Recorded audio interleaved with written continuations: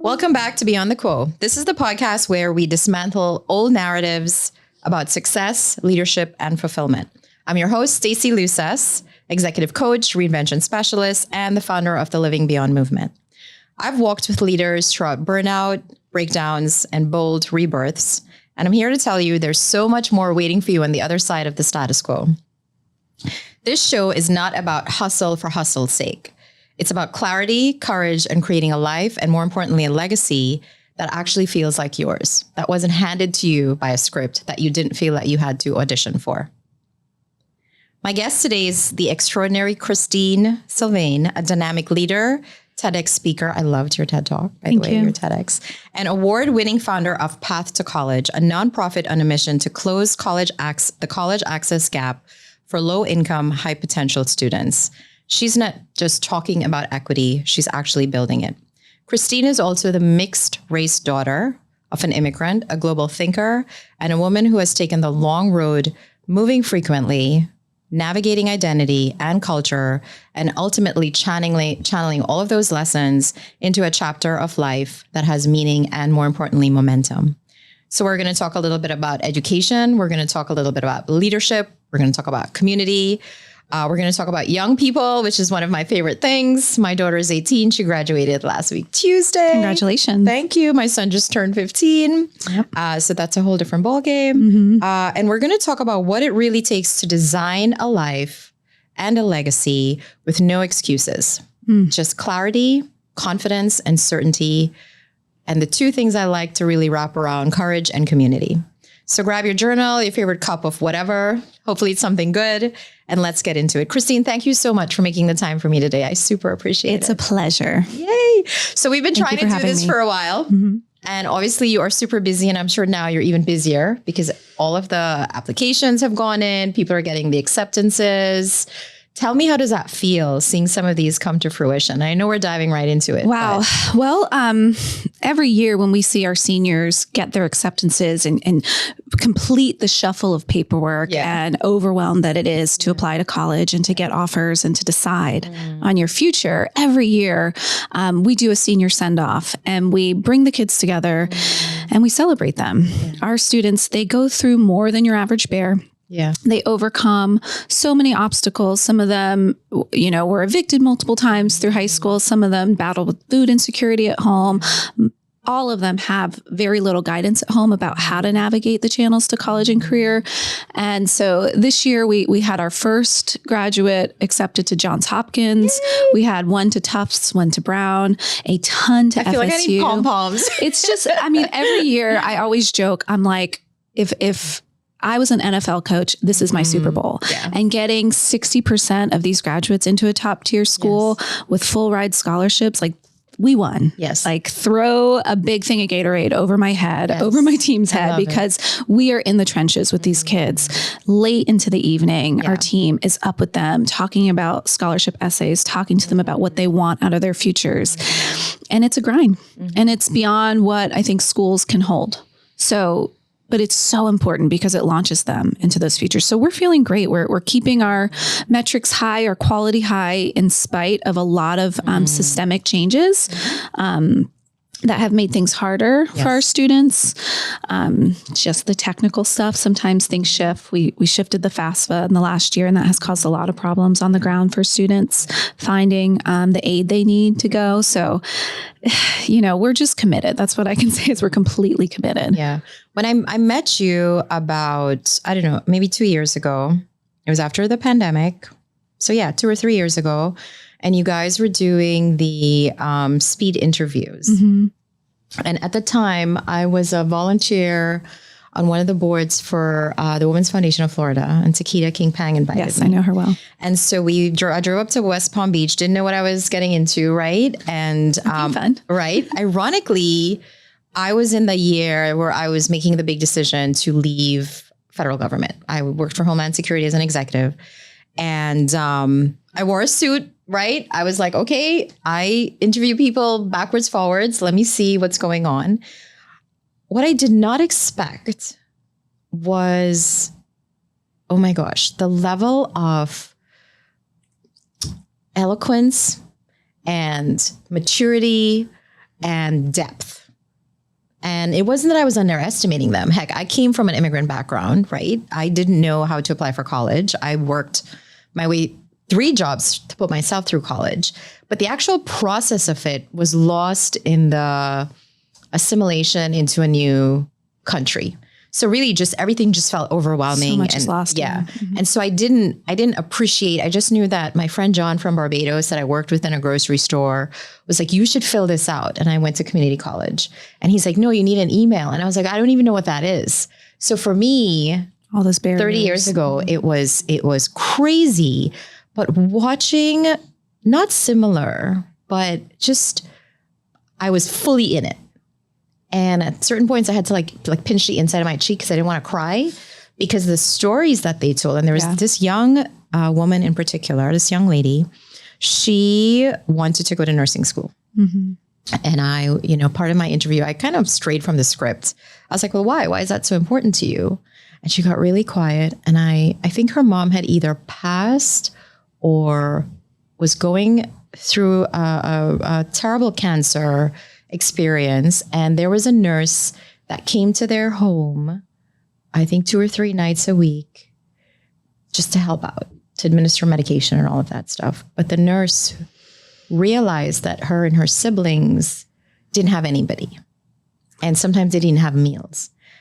I knew I was going to need tissues today. And the nurse would take time out of her day outside of the whatever she's being paid for and bring them food. And so that inspired her to want to be a nurse. And I was like, holy shit, so good.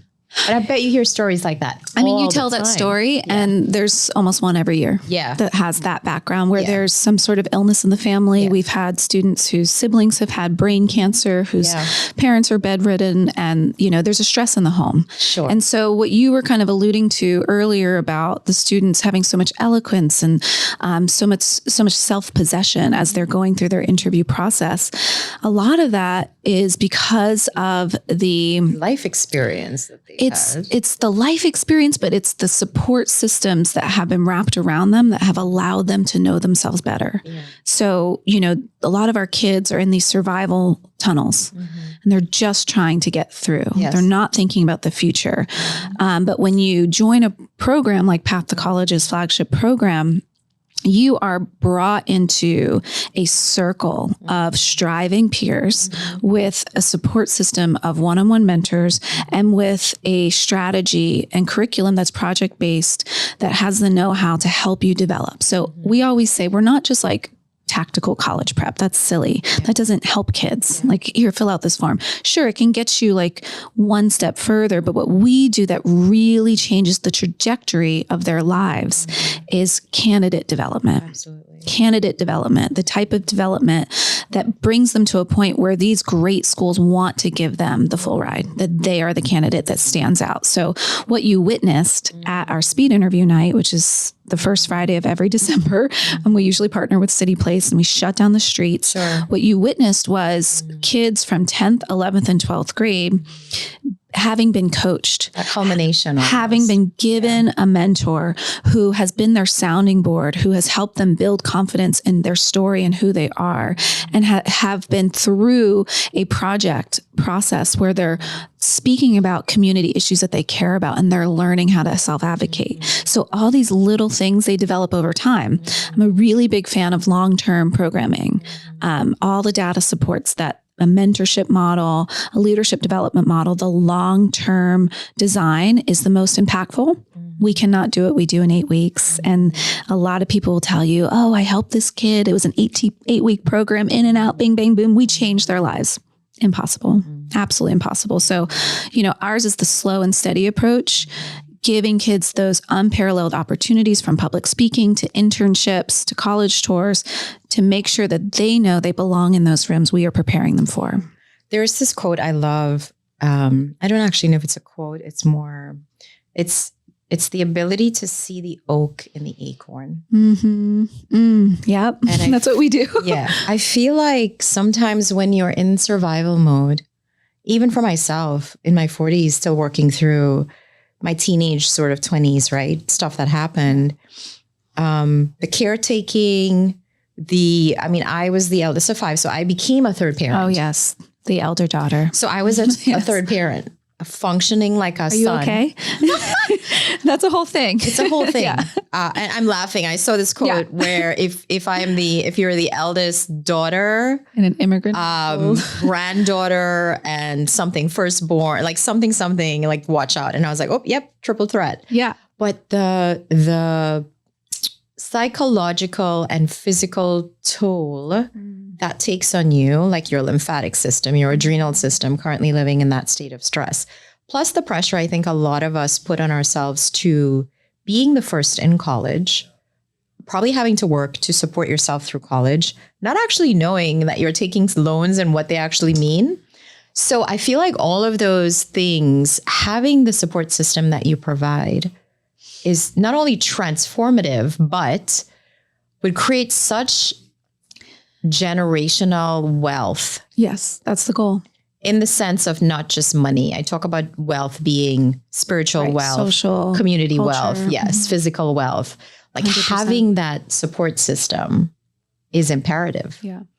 So you touched on stress and toxic stress. So living in this over responsibility of having to be part of the financial solution for the household, the logistical solution of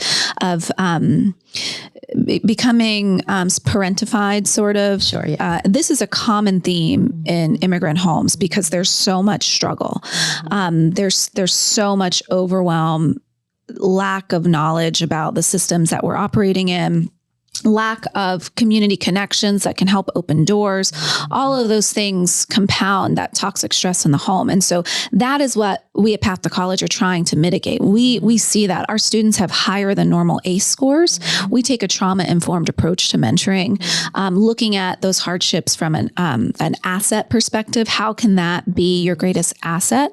So often when I'm talking in community, I talk about high achievement, but it's people get me wrong. It's not the high achievement that shows up on the transcript. It's the high achievement of a student who is working a part-time job while taking care of siblings and cousins, of a student who's translating medical documents and legal documents for their parents and acting as that intermediary in this world that they're burning the candle. All that's high achievement. If you give me a kid like that and you allow me to give them what they need, which is a caring and consistent adult. And I don't do any parent blaming. It's not that the parents don't care. Absolutely not. It's that they're overwhelmed. Yeah, they're overwhelmed, working multiple jobs, but every adolescent needs an adult guide. Yeah. It's so simple. And it is a mitigating factor against some of that toxic stress, that consistent, caring adult relationship. Our mentors, they don't have to know anything about college prep. And I work with women now. So I had my spectacular burnout, which led to emergency surgery and flatlining, probably when I was 38, which seems young calendar-wise. But when you think about what you just described, the lived experience of the adrenal system is overwhelmed. You probably inside you're like a freaking 60-year-old. Yeah. And so what I try to do now is kind of use myself and my story and what I've done to exit the matrix and sort of redesign how I live, is really teach women and men, but predominantly women and women of color. It's almost like an adult version of what you're doing. Yeah. Which is really teaching you. Yeah. It's teaching you the basics about, okay, what does health mean to you? What does designing your day look like? What does your community look like, and your boundaries? The boundaries. Yeah. What are the cycles that you're trying to break, and how can you water your own? Because it catches up with us. Yeah. Yeah. So a couple things are coming to mind. First, like I am with you and like healing that, that adrenal system, doing the things, the slow movement. Oh, your thyroid, your lymphatic. My thyroid's fried. Yes. It's crazy. But it's societal too. It's not just, a lot of people are like, oh, you're an overachiever and you're a perfectionist. And it's like, no, I'm living in reality of what is in front of me. And I'm trying my best. I'm trying to be superwoman because that is what's required, right? Like for me, it was leaving my ex-husband, which is a very toxic relationship, having my 2 kids and making sure they were getting what they need from one caring, consistent adult. And then growing an organization that's meant to help heal community, it was very important to me for my longevity in this role and as a human to really pull back and look at what I needed in order to show up better. So, really getting clear on what my values are, really getting clear of what habits are supporting those values. And I only have 4. Like, I keep it real simple. Like, I want healthy, happy, connected family. I want spiritual, emotional, physical health. I want financial independence, and I want to express myself creatively. Those are the 4 things that I need in my life. And like, outside of that, it's all bonus, right? But that is like the most necessary thing. But I also want to kind of like go back to this conversation around stress, because I actually believe stress can be a really good thing. It's a motivator. Well, I mean, we are humans. We are meant to meet stress in different situations, right? Hunter-gatherer time. We met, the mammoth and the tiger. Adrenaline is there for a reason. It's there for a reason. It's there for survival. It's only when you're in a chronic state of survival that it becomes unhealthy if you don't take the time to rest. But if you take the time to rest, stress helps you grow. Right. And so we're here to grow. We talk about pressure makes diamonds. Like, I am not afraid of pressure. And I actually think pressure comes with having high expectations for self and for others. And as an educational leader, I'm asking people to raise their expectations of what kids in marginalized communities can do, because they can do a lot. Discernment, right? Like, have discernment. Do it with the support. Have community. Exactly. And if they don't have the support, it's not happening. There's no gas in the tank. There's a funny phrase where you scale smart. I think you scale in life, you scale a business, you scale right. And I think scaling smart entails the pullback. I had a mentor one time. The time for rest. She was in the Air Force and leading, hundreds of people. And I had this big decision to make. And I was struggling with it because I wanted to do all the things. I had small kids. I had to travel, right? And it felt like a step back. Like the thing I had to do to get to the other thing. And she said, it was so funny. She said, if you think about a slingshot, the pull back before the momentum. And I still use it even with my kids. And I think even describing the things that you talked about, there's sometimes in our lives, we have to take that deliberative pause and really assess, what are my priorities? And you're right. 3 to 5 is the sweet spot. That's your core values. Yeah. That's how you design your life. And it's going to be different for everybody depending on what season they're in. And I think there's so much power in that to propel you to really live to your potential. Absolutely. And really looking at your habits and weaving in what you need. So, and also admitting when it's not working and reconfiguring that, right? Like, it's not made in stone, right? Yes. For me, it looks like I have a really busy schedule, like really, 2 kids, activities, events, the organization. Like, it's just my days are just absolutely packed. And now my dad just went into the hospital. So here's this new thing that's like, you're right smack in the sandwich generation I'm just doing it. And there's no escaping. No. Like, I'm in this women's wellness circle, and we like meet weekly and share, because that is what I need. I need a place to like release and talk and get support. And every time I share about all the things I'm juggling, everybody just looks at me like, oh my God, that's a lot. And I'm one of the only women kind of in this sandwich generation of raising kids and then having parents age and just trying to be what my family needs while also giving myself time. And so for me, it looks like in the mornings, like I take my time to journal. I take my time to do yoga. I take my time this morning. It was a walk and some yoga, and it's a little bit different every day. And it's not that it happens every single day, but like without that, I'm not okay. And if I'm not okay, the people who are relying on me, the ship's are not getting what they need to get. Yeah. And I, we talk a lot about energy and energetically what you're bringing to the table.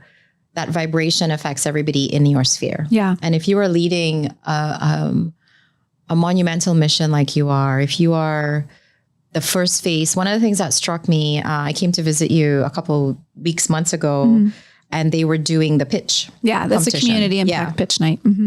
And what struck me was they were all serious because obviously they were going to present. And so they were in their heads, right? Yeah, and they're nervous. Yeah, they're nervous. Super nervous. They're looking amazing. Yeah. And, you know, anybody that's pitching is feeling that. What I loved the most, we were kind of sitting in the back. They had to pass us to get to the front of the auditorium. And all of them saw you and their faces lit up. Yes. And I've told this story to so many people. I talk about you a lot, like we're friends. But we are. I said, that tells me a lot about Christine as a human, because they were genuinely excited to see you. And I think that's a testament to what you're saying. You have to reclaim your sovereignty over yourself and create routines and habits that we never want to talk about, but that are imperative.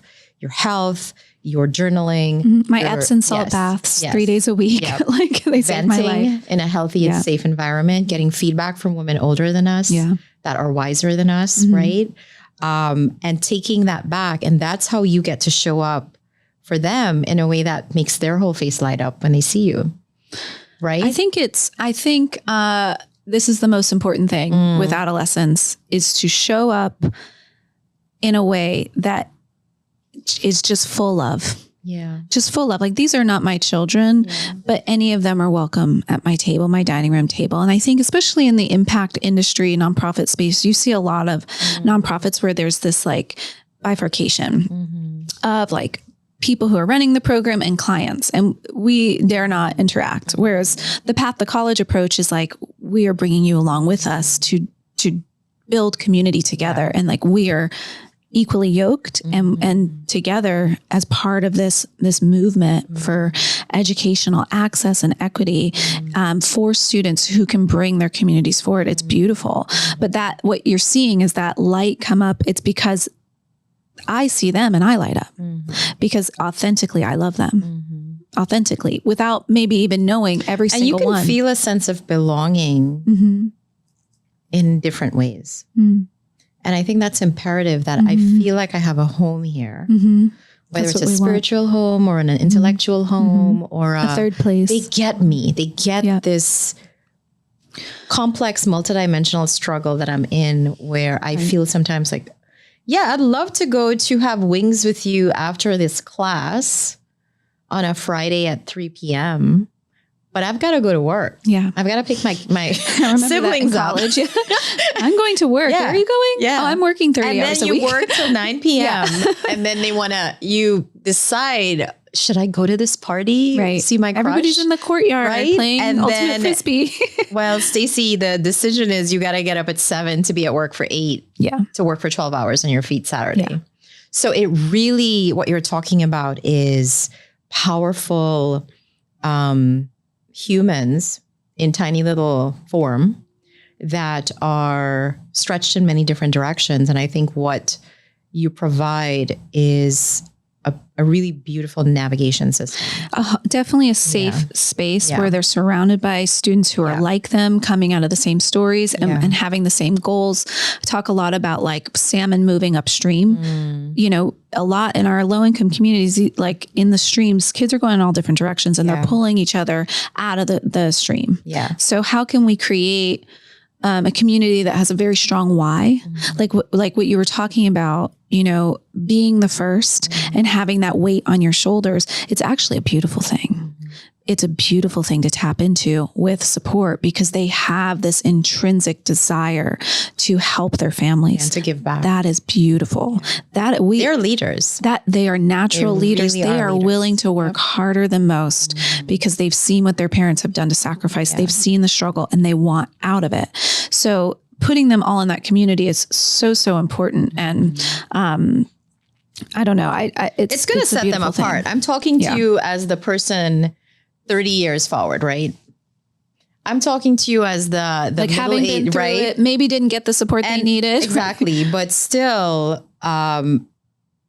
it sets you apart. And so doing Presidential Management Fellows Program when I was selected for that. And this isn't a humble brag. This is, it really, you are giving them an edge that on the edge they already have. And I think that is so... Right. It's in them. Yes. It's already in there. And I think with this careful nurturing. It's nurturing. Which is the missing ingredient. It's that one-on-one approach. It's so hard to do in school. So I don't, we have really courageous leaders in our education system coming up against really hard structures and systems that make it very hard to be great, especially in the low-income communities. It just makes it hard to be great. And we have people who are great in those really difficult circumstances. And then we have people who don't know like how to be great. Right. But I think that it's not just about the students and having a place to shine and grow and really to experiment and even fail. And that's really what we're giving kids, is a place to experiment and fail that's low stakes while challenging them to be their absolute best. I appreciate too that you give them a space to discover honesty about what they're going through. Yeah. I will say this, and every immigrant is going to smile. I was talking at an event, and after the event, there was a lot of people coming up to just be like, oh my God, because I'm really open about stories.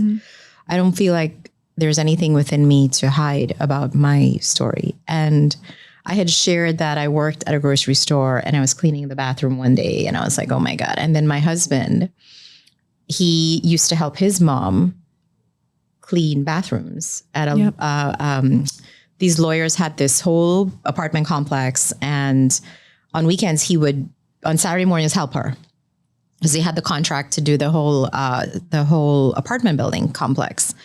And as I told the story, so many people were smiling, and this woman came up to me, and I will forever regret I don't remember her name, but she won an award fairly recently, a big prestigious award, and went to a building to get the award. And it was a building that she had cleaned the bathrooms in as a teenager, as an immigrant. And she said, I felt such shame about that at the time, but hearing you embrace that. And I said, deep inside, we all have a bathroom story. Even like even now, you meet Uber drivers that were dentists and doctors in their countries. And then they were like, and so the bathroom story, I feel like I almost want to do a book or like some sort of, because we all have that story. Let me tell you, one of the things that I have a lot of pride about with my dad. So my dad is an immigrant from Haiti, came here at 18, worked the 3 jobs, put himself through school, drove the cab, did all the things. What's his name? His name is Bob. Okay. Robert Sylvain, and goes by Bob. And he was an engineer and just truly a brilliant mind, spoke multiple languages, one of the first Black men to do a proposal at the Pentagon, just exceptional. And when I was 15, he was laid off. His business, whatever, they closed the department, right? The contracts were ending, right? He was in defense industry and he was laid off with like 1,000 other people, and it had happened before, but this time it was like his tech skills were a little outdated. He needed to retool, and he went through a period of depression. Yeah. Because our identity is sort of built around a lot of those. You got to be successful. Oh, yeah. Absolutely. We joke about like immigrant homes. You have to be a doctor, lawyer, engineer, or disgrace to the family. Like there are no other options. No other options. And we're trying to break that down at Path to College. He went through this process of having to retool himself. And one of the things I'm most proud of him is that when the rubber hit the road and like the finances were just too thin, he just got whatever job he could get.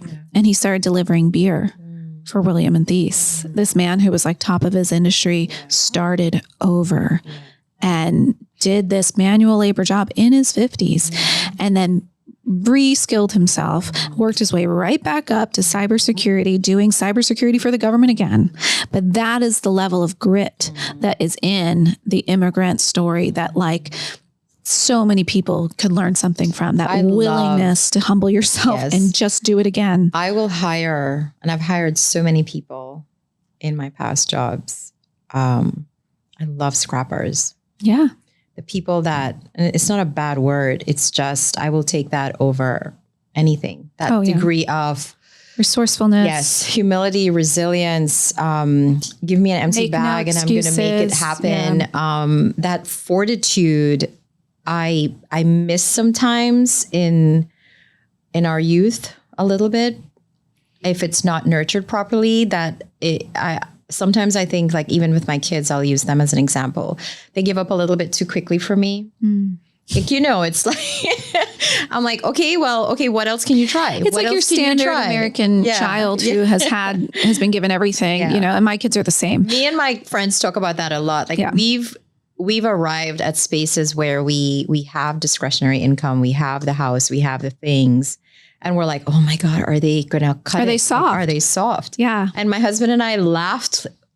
We have this thing where every Saturday morning we lay in bed till about 10 and we just talk. We catch up. That's beautiful. We bring coffee. Somebody gets somebody breakfast. Like my love language is acts of service. So if you bring me a bagel with salmon, like a lox bagel with coffee in bed on a Saturday, yes, I'm like queen bee. Yes. And so we cuddle in bed and we talk.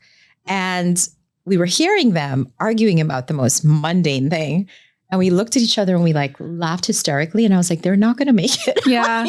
I mean, I sort of feel like the kids are all right. Like they're going to be okay. They're going to be okay. But I do echo your concerns with my own kids as well. Where's the fight? Well, so, I'm raising two very privileged kids. And it's part of the reason why I wanted to start Path to College, because I know my story. I know what I want for my kids, which is what is our main drive as parents. We want to give them more than what we had. But they talk about that third generation. There's a good and bad with that. There's that third generation. There's an opportunity cost that we weren't expecting. Well, the struggle makes you strong, right? And strength and resilience is needed in this world. The world's not easy. So I don't know. with my kids, I'm like, okay, you need to make money. Like, even though people are handing you money, like my ex-father-in-law, he likes to give my kids money, which is nice for them. I didn't have that, but. Oh no, I told mine, I said, I'm paying for your college. I am in a position now. And that was one of my main goals, was you don't have to struggle the way I did.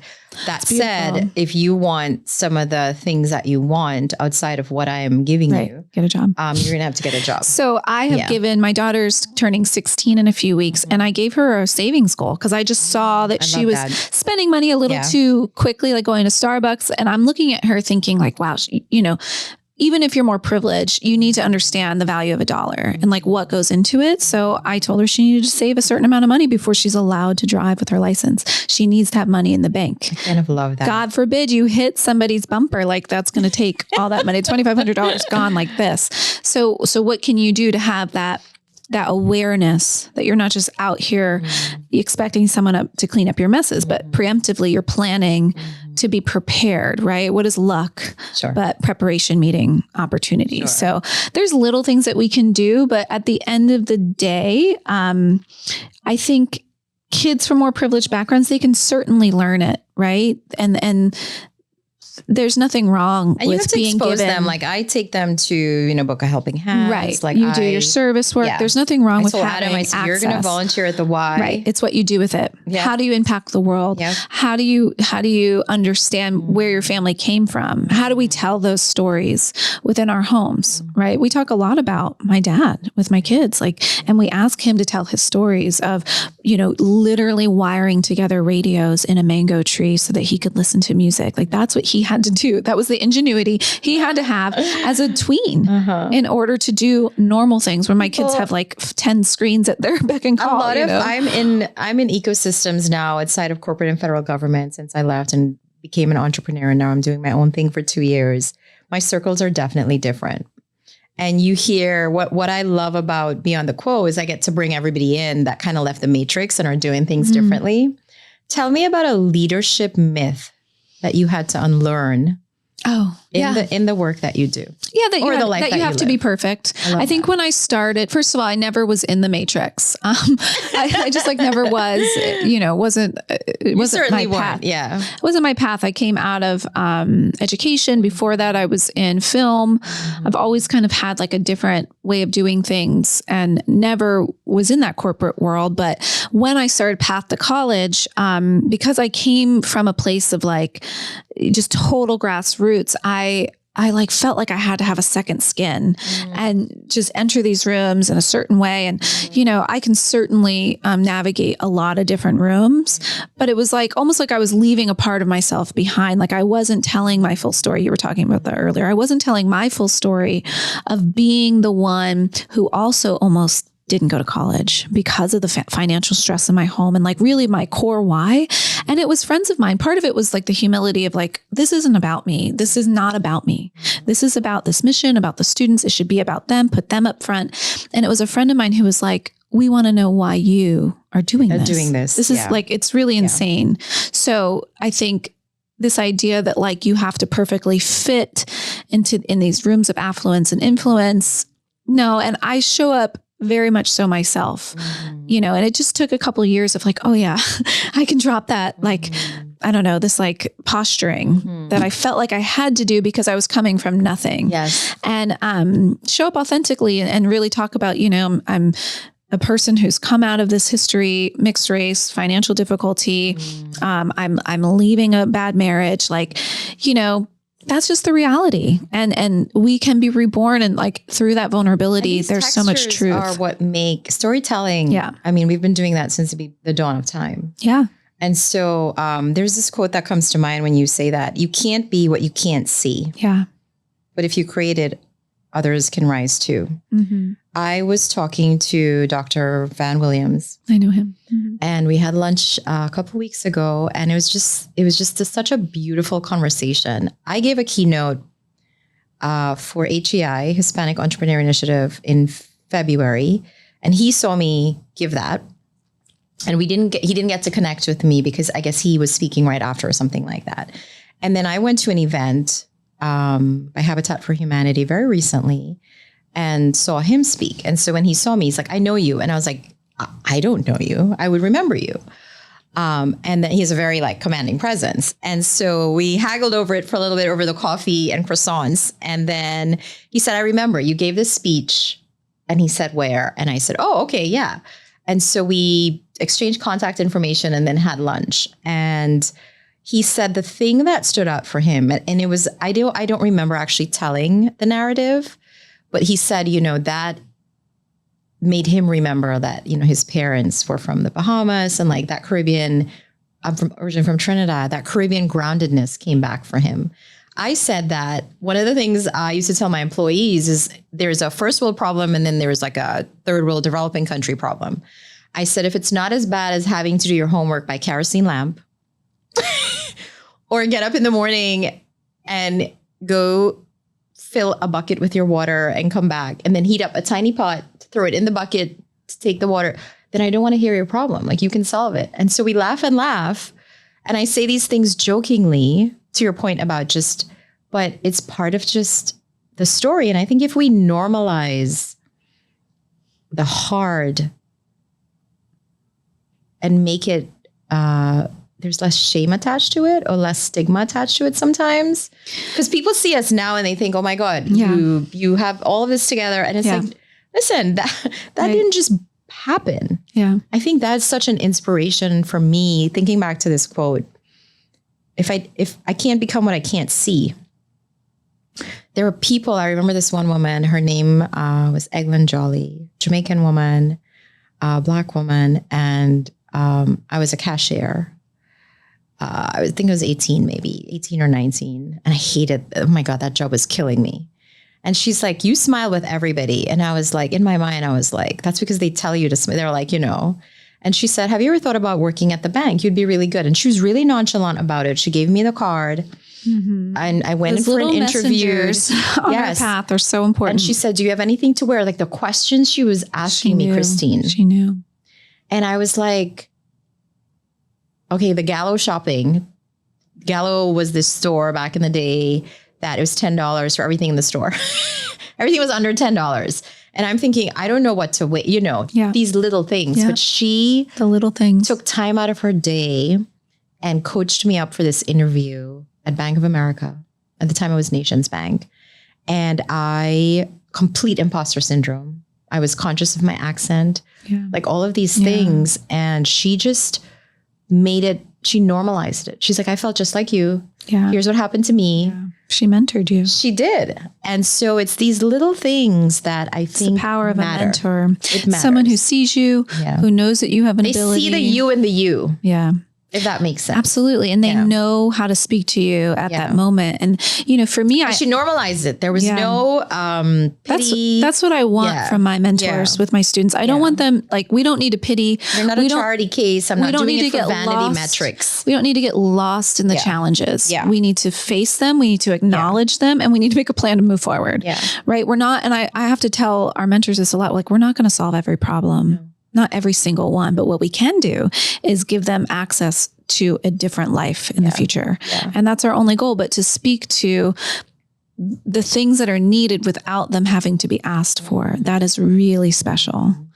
That's really special. And we all have those people who join our path and just say, for me, I was working at, so I worked in restaurants for years, and I was working at a chain restaurant, not making much money. And I had this woman used to come in, and she saw the way that I was serving, and she was like, you should go work on Palm Beach. Right. And I they was just see something in you. Yeah. And I did. And, I made a lot more money for the time put in. Oh my God. Air conditioning teller job. I learned $14 an hour. About etiquette. I learned about food. Now I'm such a foodie. I love wine, all these things. It was exposure and access. Yeah. And it just took that one person to go get a job here. I know somebody. I had a rich friend. I was a young teen, and she was the first rich friend I had, like spectacularly wealthy. And she wore it with a lot of humility. But again, you think about that book, Rich Dad, Poor Dad, right? I watched the way that she would be in restaurants. I watched the way that she wore that confidence. And I think that's in her own way, she mentored me without me thinking that's what it was. It's exposure. Because it was exposure. It was a bit of that's how because I don't think people understand how when you don't know, you don't know. You don't know, you don't know. And I think for people like us and for students who are on their path, our message to them should be just keep going. Keep going. Yeah. Keep showing up. You might walk into a room where you have terrible imposter syndrome, and maybe you're have shaking. A conversation with someone that you think you wouldn't give you the time of day. You'd be surprised. You'll be surprised who will help you if you're honest and open about what your goals are. And then you have to just keep doing it over and over again. Yes. And that's it. So I love my statistics, right? So only 14% of low-income, high-achieving students attend top-tier colleges, despite having the same academic performance as their higher-income peers. Yeah.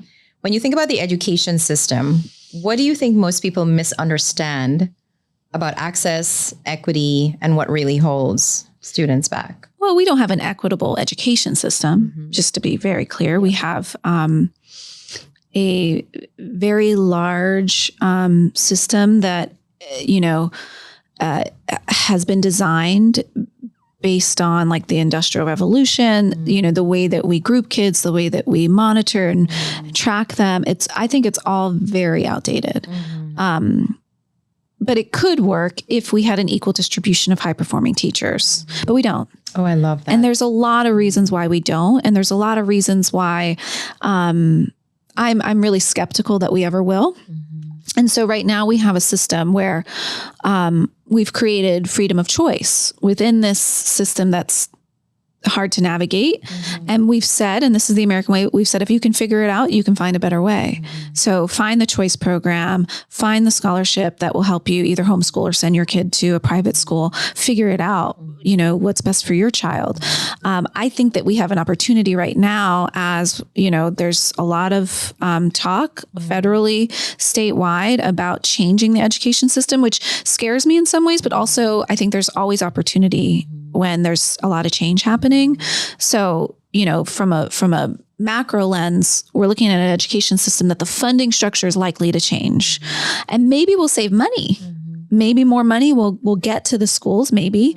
What I'm worried about is data tracking.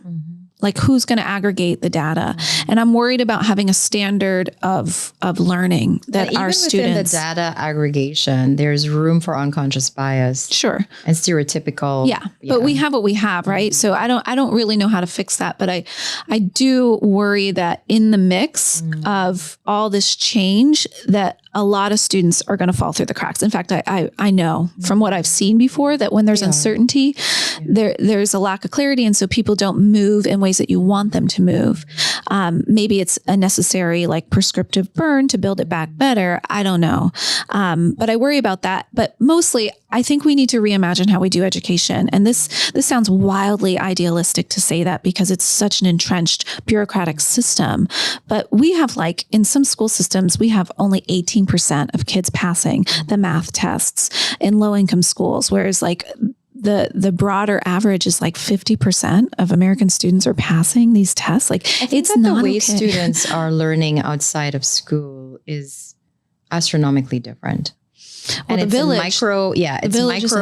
micro bites. It's very quick. It's more creative. We are definitely at a tipping point. And then with the advent of AI becoming kind of seamless into the work that we're doing. Yeah. And technology have is to always figure out. come. Yeah. I mean, technology does not stop. No. I am not someone who will pretend to think that like you should fight against it. Yeah. No, you need to evolve. I think you need to embrace it and figure out what you're going to do with it. You need to evolve and the school system needs to evolve. And one of the issues that we're seeing is that industry has been moving so much quicker than schools that there's this question of whether they're even relevant to the workforce, to workforce development. There's a lot of people talking about how college isn't necessary when really the data shows that it is. The data shows that is how people do better, that their quality of life goes up, that their marriages are better, their health outcomes are better, that they earn more long-term with a degree. So I think it's actually, right now there's no performance metric tied to the schools to have any responsibility for what happens after high school. I think that's a huge issue. I think if we could fix just that of schools really taking the long view with students and having this sense of obligation to help students get into career pathways, we would see a shift. And if we could ensure that every student had a highly qualified teacher 80% of the time, I think we would see a fundamental change. How we go about that is the question. Yeah. What do you want to say to people in the community, in the world listening to this episode that care about big causes, but feel, what is my tiny little effort going to change? It's critical mass. Yes. So looking at the education system, knowing that there's so many barriers, that there's so many inequities, that is why Path to College was born, was to give a framework that works so that people can get involved in their small but impactful ways. So join an initiative, volunteer.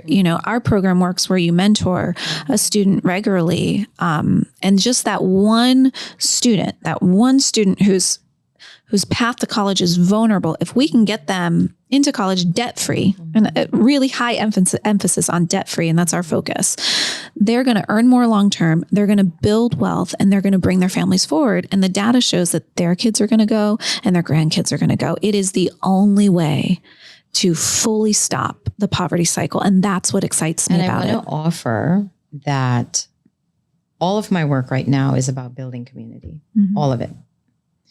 And because there is something intrinsic about as I climb, you reach back and pull up. Yeah, lift as you climb. That's one of our number one ethos. And I think that is intrinsically what separates leaders now, is that ability to, I didn't forget where I came from. I'm just, when I get there, how do I bring Who am I pulling forward? Yeah. How am I helping? And I think people do this in small ways all the time. We help our neighbors. We bring food when someone's sick, and that is what we want to grow. That is what we want to emulate, that heart for community, for loving your neighbor, for changing your perspective, I think, when it comes to students, when you look at a student who comes from a low income background, who may have a front of toughness up because that's what they need to do to survive, but to see through it and to really speak life into people who come out of different backgrounds, harder backgrounds, to say, like, your life can change with consistent effort. And I'm here to support you and affirm that in you. That is so powerful. And, that touch point over and over again, it builds from giant ripples into a mighty wave of change. Like, I believe in that deeply. Having neutrality to some extent about their lived experience is really powerful. Yeah. Because sometimes you just need to create the environment for them to share and not figure things out themselves all the time. But a lot of times we have access to the answers. We just can't get out of that. And we can't try to fix people for sure. too. So even when you're creating an environment of support and of affirmation, I think it's important as adults and role models, and we should all see ourselves, whether you have kids or not. Every adult, you are a teacher, you are a mentor, and you're a guide. Yeah. You're a guide, and kids are looking at you, whether you want them to or not. For sure. And it's for sure. It's so important to not try to fix, to not try to save. Right? Like, we are all responsible for ourselves. And how do we create an environment of support that brings agency to the individual that we see potential in? That is the secret sauce. It is a secret sauce. And I think start, when I thought about what to do and what could financially, I'm not able to give $100,000 grant. Why not? You know what I mean? Yet. Yeah. But what I can do, I created, it's a global leadership community for women of color. We've got about 100 women in there from all across the world. And the conversations in that room, mind-blowing, one. But two, the vulnerability is also mind-blowing, because sharing these things makes us all better. It's like drinking clean water, right? And the second thing is, I really love kids, but I'm not the most patient person. And I know a part of my role is, if I can impact and influence the moms and the adults, that impacts, to your point just now, the kids, right?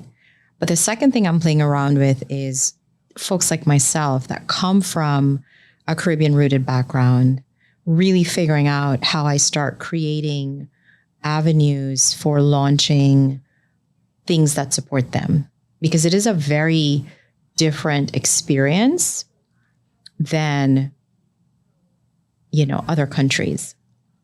It's a mixed bag. And so really my work is trying to unfurl that in my own head and what that looks like. But I say that to say, talk to people if you have a great idea, and start somewhere. Like, it doesn't have to be perfect, to use your word, right? So as we wrap up, innocuous question, what makes Christine happy right now?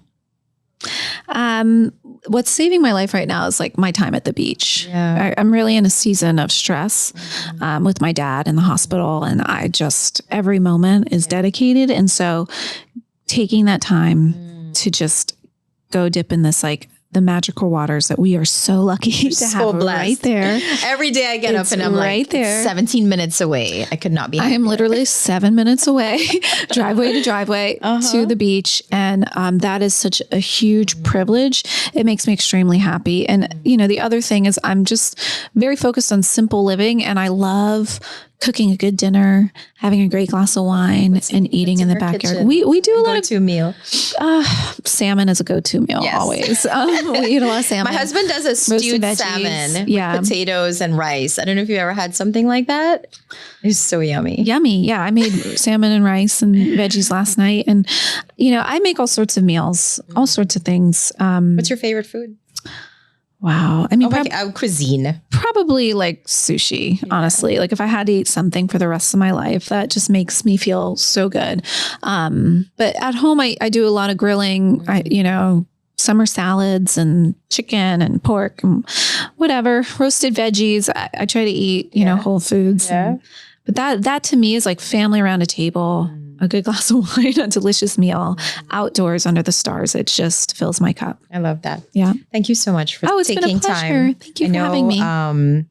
balancing all of those things is hard, but then added on top of it, just when your family's not doing the best, that's like the white noise in the back that. And it's the reality. It is the reality. Like you can't run. And there's an unpredictability to it. My husband right now is, his dad has dementia. And so, I love his dad.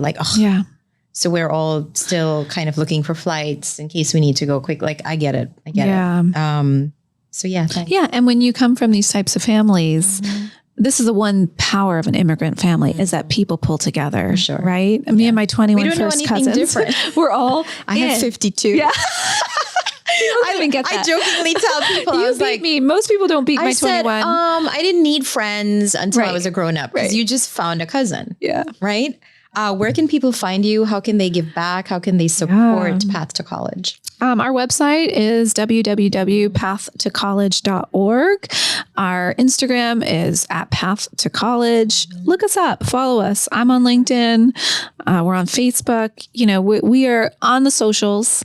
And if you're local and you want to mentor a student, get in touch. You can email mentor@pathtocollege.org. If you want to donate, obviously we're a charitable organization. We run off the goodwill of our friends and neighbors. It's pathtocollege.org/donate. If you want to help in other ways, like host a student internship, that's something that we look forward to. We want to give kids opportunities that, other students in networks of success have quicker access to. So we try to build those bridges. So if you understand the importance long-term, join us, help us, be a part of it. I want to put a plug. If you are hiring a student intern, pay them. Yes, pay them. I agree. Pay them. Because it makes it undoable for a student like ours. Pay them. I get you want free labor and you think, and yes, they're going to learn so much from you. Pay them. And you never know the difference you're making. I'm so serious about that. And ask one of our students to be your intern because you know that they've had the soft skill coaching. Yes, I can vouch for that. I can vouch for that. Than maybe your Christine, typical thank you so much for being here. My pleasure. Not just as a guest, but for me personally, and I know for everybody listening, a living, breathing example of what it means to rise beyond the quo. I appreciate you. To our listeners, if Christine's story moved you, you just heard about all of the ways that you can give back. Please find it in your heart to reach out and support this amazing organization. I know it is on my radar for how I can volunteer more. Definitely. We've already talked about that. And if you are standing at your own crossroad, if you know that you are meant for more and you aren't sure how to get there, I want you to remember this. You're not behind. You're not too late. You're just one decision, really one aligned action away from everything you've been seeking. So now it's time to go beyond that status quo. Thanks. And I will talk to you next week.